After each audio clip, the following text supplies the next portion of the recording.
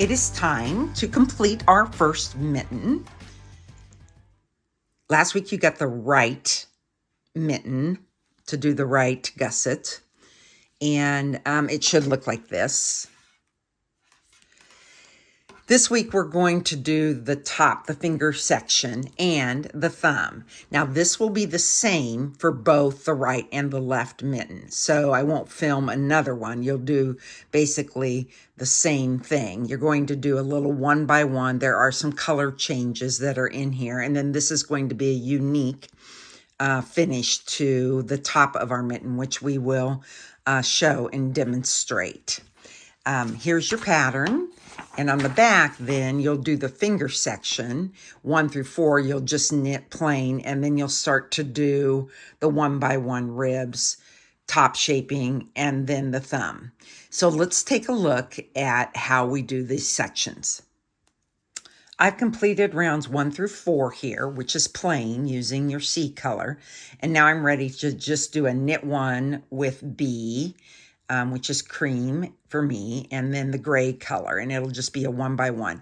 I like to, especially when I get to the top of my mittens, I like to really keep a clip-in marker so that I know where I'm beginning of round. The other thing I am doing, and this is completely optional, I felt like mine pulled in just a smidge. So I'm going to go up to a 6. I've been knitting my mitten on a 5. I've been pleased with it, but I'm going to try this section just as an experiment. I'm not necessarily recommending it, but I'm going to try it, and we'll take a look at how it looks once we are done. You know, I have interchangeable needles, and when you put your interchangeable needles in, what's nice about an interchangeable set is that you've got the cord and you just have to screw them on, and then you tighten them by going this way. You don't twist the T-pin, but you tighten them. If you don't have an interchangeable set, I'd encourage you to put that on your holiday wish list. All right, so now I will be introducing, I've done the size 6 needle. I'll introduce my yarn B, and again, I don't do anything fancy. I just start knitting with it. I'll have to tighten it up as we go along. I'll get myself tensioned like I do my stranded knitting. And be able to fly along here with a white and a gray and a white and a gray, white and a gray. Same thing, you would scooch these out just like you were doing it with any stranded knitting, even though this is a one by one. And I'll do 5, 6, 7, 8, 9 rounds of this. And we should be able to tell if we like the sizing of this with the new needle. So I'll get that done and we'll come back and look. All right, I have completed rounds 1 through 17, which creates this really neat little one by one pattern. And I did use my 6, and you can still see that it pulled in a little bit. The jury will be out until we can steam it, so we'll give it a look once I steam it, but I think it's okay that I went up a 6. You can make your decision. If you're super loose, you might just stay with where you're at. If you're tight, you might really want to think about going up. It's not written in the pattern. It's just something that I decided that I wanted to try. A couple of things. When I'm doing a section like this and it says rounds 5 through 9, that's 5 rounds, I'll use a clicker just to click them off. You have to remember to click, but I like that. The next instructions say continue knitting. I've cut all the yarns. I've cut the red and the white yarn, and can continue knitting with my C, which is my gray, until 4 inches. Or, and then there's a given desired length, short of, for the tip of your mittens to the thumb opening. And so we would go here for our thumb opening and we would measure. And right now I'm at 3 inches. And so that means that I need to knit another 4 inches to get ready to do the top, the closing. But one of the things I like to do is I like to put it on, and I like to see how much. So if I knit another inch, the closing, the top shaping, top shaping is 1, 2, 3, 4, 5, 6, 7 rounds. So then I can kind of 7 or 8 or 9, depending on your size that you're knitting. I can kind of look and say, wow, I can get 1, 2, 3, 4, 5, 6. 6 gives me another inch. So I believe for my size, it'll be about 1.25 inches. That would be the top. I'm sorry, the top of my mitten. And so I'm gonna knit for probably about 3/4 of an inch in the gray, and then I'll try it back on to see if I'm ready to do the top shaping. We'll come back and give it a look. All right, I've done 4 rounds after my color work section, and I feel like that's about the right amount. Let's measure that and see if it's 4 inches or what that ends up being here from our thumb opening.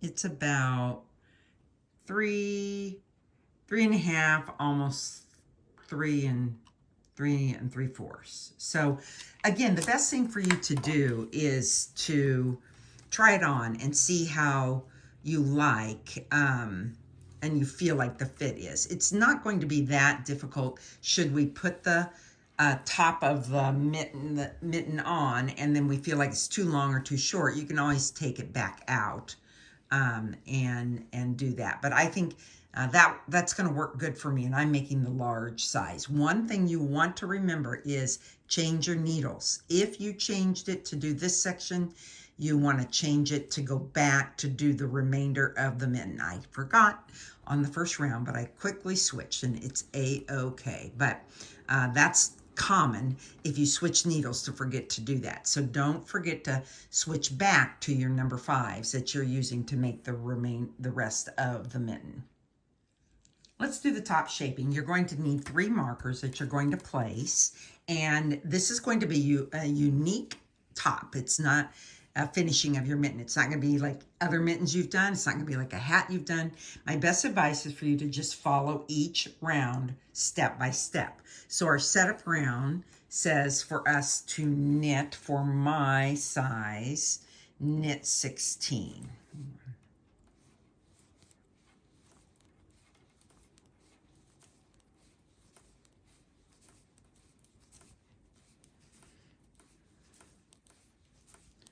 $12, $13, $14, $15, $16. Place marker. Then the next one is knit 6. 1, 2, 3, 4, 5, 6. Now, if you are not using a magic loop, you would need a marker. If you're using a magic loop, you have to remember that this would be where a marker is.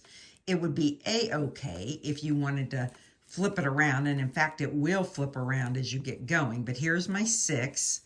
I would place a marker, but I'm not going to because I know that this is where a marker is as a magic loop knitter. I've knit 6, place marker. Now I knit 7. So again, there's a marker here. You really don't put it on your cord because it just falls off. So you just have to remember, you could clip a marker down here if you want. 2, 3, 4, 5, 6, 7. And then place a marker. Now it says to knit to end of round. We'll do that and we'll come back and we'll do round 1. Round 1 of the top shaping. Knit to 2 stitches before the marker, which I have done, and then knit 2 together, slip marker, knit to next marker. So the quiz is, where is my next marker? As a magic loop, it is right here. So there's not really a marker, but I know that it's there. Knit to next marker, slip marker. Okay, knit to next marker. So that's our third one.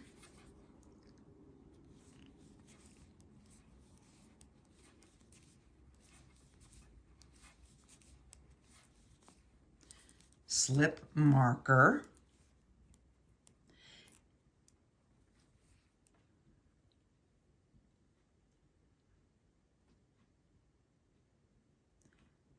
SSK.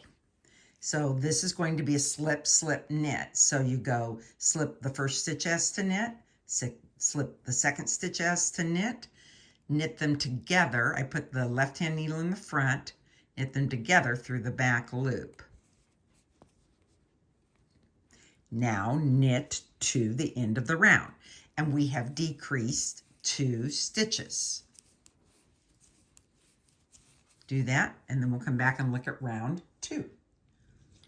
Round 2, this time we're going to decrease 6 stitches. So at the beginning of the round, and you know, I'm going to move this up. I find these to be really helpful when I'm finishing the top of a mitten or socks, because sometimes I forget where I'm at. So the instructions say to knit 1 and then knit 2 together. There's our first decrease. Knit to 2 stitches before the marker.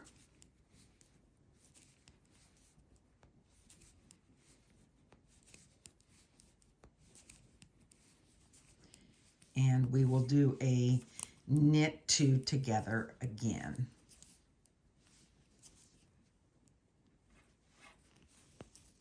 And knit 2 together makes your stitches lean to the right, okay?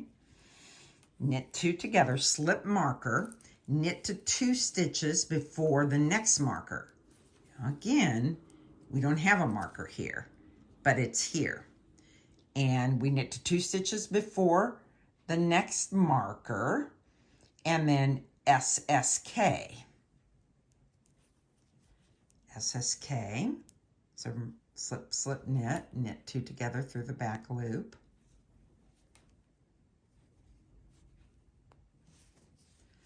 Okay, slip marker, knit 1,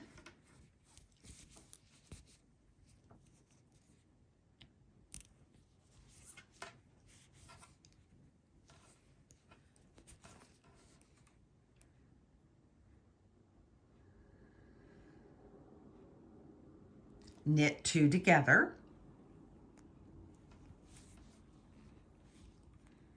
knit to next marker,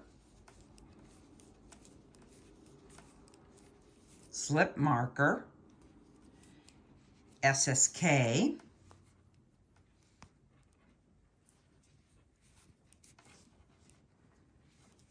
knit to 2 stitches before the end of the round,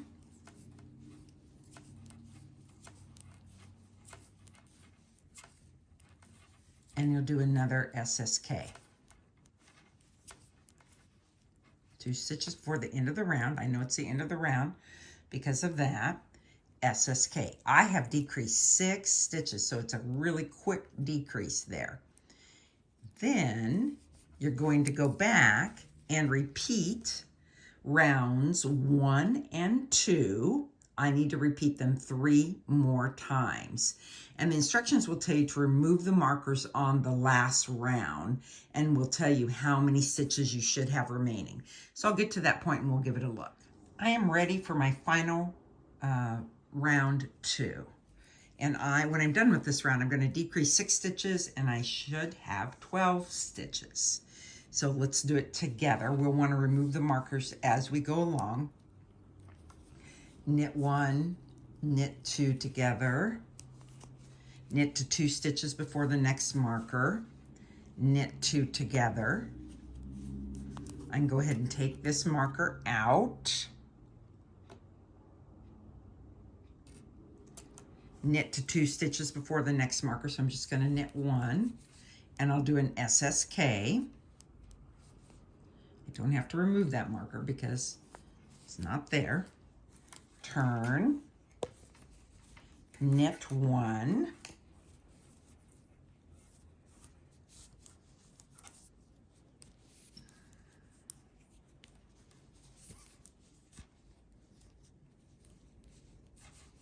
knit 2, knit 2 together, knit to next marker, and remove this marker, SSK,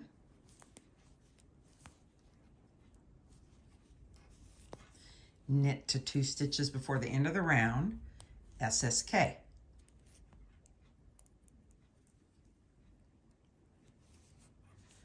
And I should have 12 stitches. I've got 2, 4, 6, 2, 4, 6. Love it when that turns out. And at this point, you are going to cut your yarn. I have a scissors. There we go. Cut your yarn. Give a tail, 8 inches or so. Then you would thread it through a darning needle. Maybe we've talked about how to thread a darning needle. You put your index finger over, pinch, pull out, don't peek too much so that you can thread it. And then you will just cinch it up. So you'll click off each stitch off the needle onto your darning needle. 1, 2, 3, 4, 5, 6. At that point, I'll pull the yarn through. Then I'm going to turn. You can push your needle through, or you could just pull your needle out, whatever you're comfortable with. The stitches should stay there. Click them off.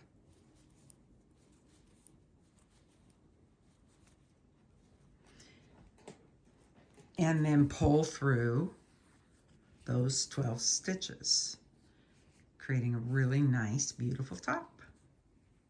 Now, just like the hat, I'm going to go back around. So this is what it's going to look like. It's kind of a triple. It's kind of neat. Kind of got some nice style to it. So what I like to do is I'll go back around, just kind of finding my way through those stitches. It's not a perfect science.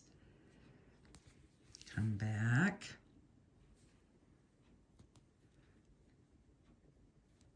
You're going to use the same method for your right to knit the top portion for your right and your left mitten. There's no difference there. So cinch it up good, give it a good pull, and then I will push this down inside, turn it inside out, and do my weaving in of things. Let's take a look. Looks pretty good. I'll be anxious to steam it to see how it feel, but I'm going to go ahead and put it on. Oh, it's perfect.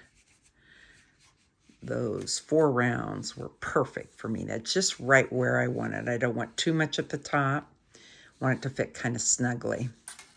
All right, next we'll learn how to do and pick up these stitches and finish our thumb, and we'll be all done. All right, it's time to pick up these stitches and create the thumb. So you would have had your stitches on a holder, and I've got the yarn here.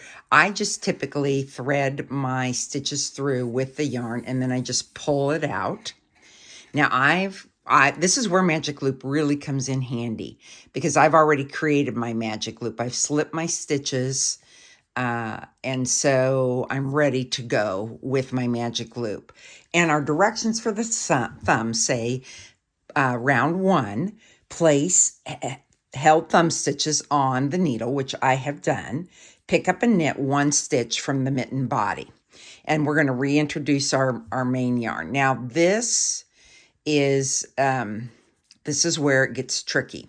So lots of times we think we want to pick that up. And that's the bar running between. I can tell already that this will be a bit of a challenge to make this gusset, this thumb cinch up, because I didn't pull that as tight, but oh well. So typically I would pick up this, so I pick up this column of stitch, and I'm going to put it up on the needle, and I'm going to twist it. You don't have to do that, but sometimes the twisting of it cinches it up a little more, and then it'll say pick up and knit. So you put that stitch up on the needle and knit into it.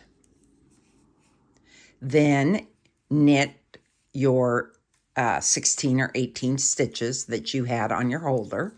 So I'm going to be doing this as the magic loop. We'll make a turn.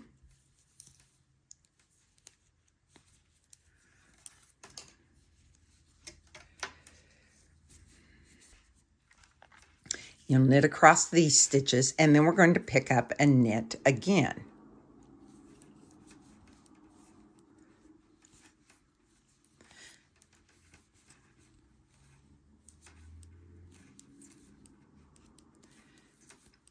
So you really should have 20 stitches. So then we're going to look here and we're going to say, well, where am I going to pick up? Again, the tendency is to want to pick this up, and that will really create a hole. So I'm going to come over here and pick up this line of stitch, this line of stitches here. It's not an exact science. Sometimes I get it done well. Sometimes I don't get it done so well. And it's okay. All right, I'm going to cinch that up. Where's my yarn? So I put that stitch up. I'm going to knit into it. And then that looks like a stitch. So now I've completed round 1. Now it says place marker for beginning of round.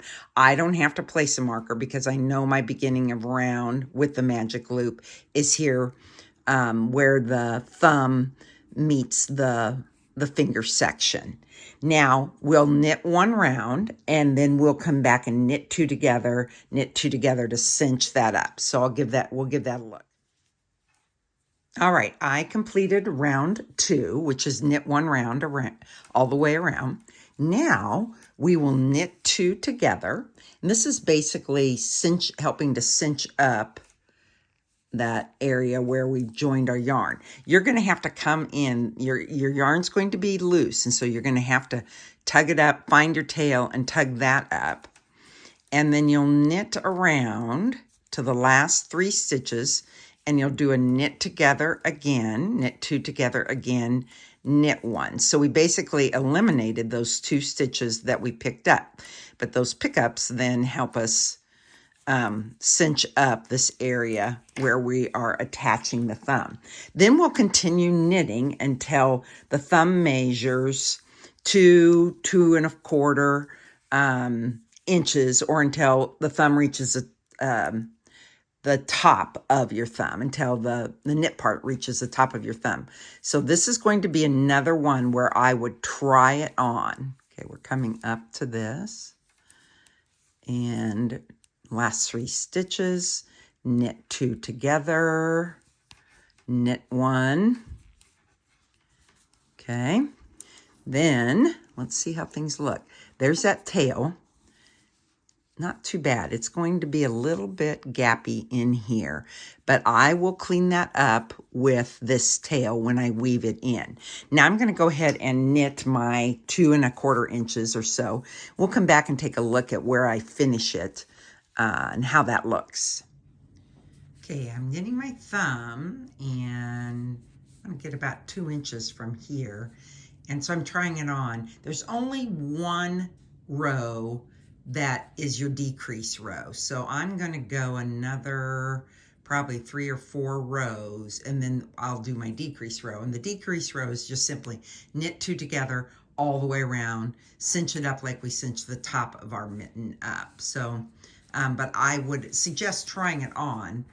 I love how the mitten fits, and I want to get this just right. So I want it just a little bit above the end of my thumb.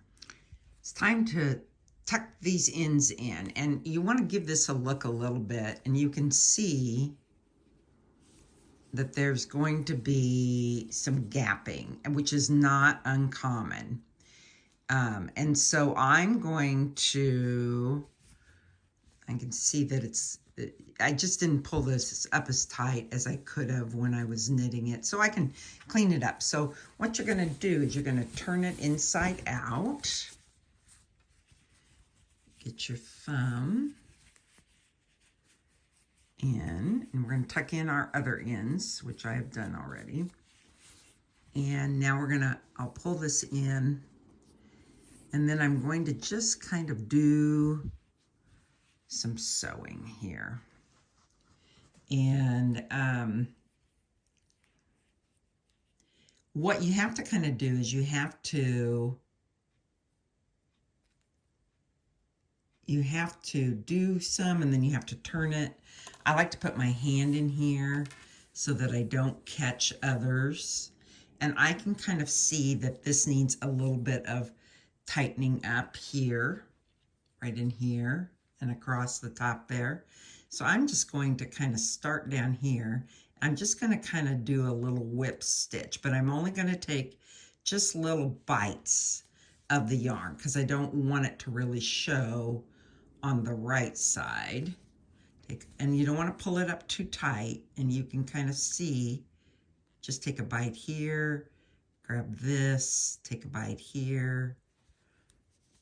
As I said earlier, sometimes this works beautifully, sometimes not so much, but I don't really sweat that stuff. We have a lot of projects we want to work on, and so getting this perfect is not important to me because one, it's kind of tucked away.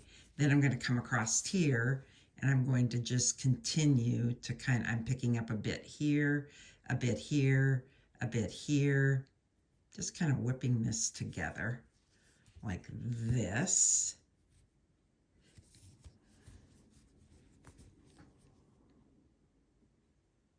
Here. That.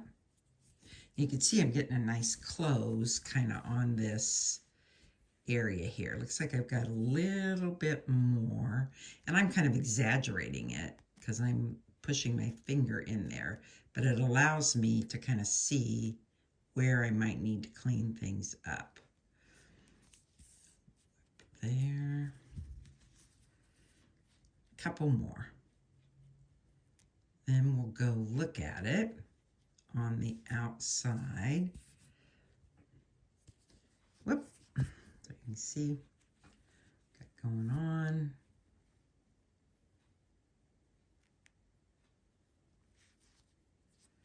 Okay. Just gently kind of tuck it up. Now let's turn it around and let's see how that looks. Pretty good. Pretty good, pretty good. That's a long stitch where I picked up, so that's just going to look long, but it's okay.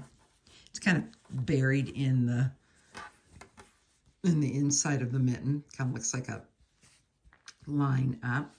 I like it. It's okay.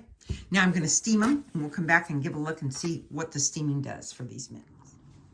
Here is my completed right mitten. I think it looks great. I'm pleased with going up that needle size here. It doesn't bow out or suck in as much. This was my original one. And it's similar, but I felt like it tucked in a little bit more. Here's our thumb. Looks pretty good. Got that little longer stitch there, but that's okay. They're not going to see it when I've got it on my hand. Steamed it up. Looks great. Let's try it on.